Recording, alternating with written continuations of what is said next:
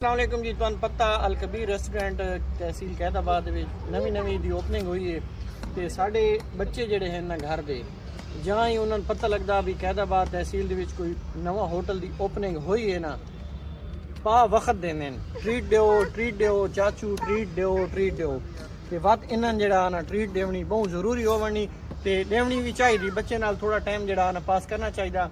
तो अज असां आया अल कबीर रेस्टोरेंट ते वाइट हांडी एक दो आइटम होर आर्डर किए ते उदा म्यार चेक करदे आं ते बच्चे नाल थोड़ी जनाब ट्रीट अपनी इंजॉय करदे आं ते बाद जेड़ा ना तुहानू इस होटल दा म्यार भी दसना भी के म्यार है। तहसील कैदाबाद तो थोड़ा जेड़ा हट के बढ़िया लोकेशन बहुत अच्छी है। फिलहाल असां बैठे हैं बाहर, अंदर इन्हां दा हाल फैमिली हाल है दूसरा भी है ते खाना जल तैयार होंदा ते वत असां अंदर बन के ते खांदे पीने आ ते तुहानू म्यार भी दसने आ भी इदा म्यार किन्ने आ रहे ते रेट दे किन्ने आ रहे।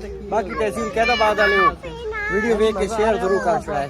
बच्चों दी हाल है। अस्सलाम वालेकुम।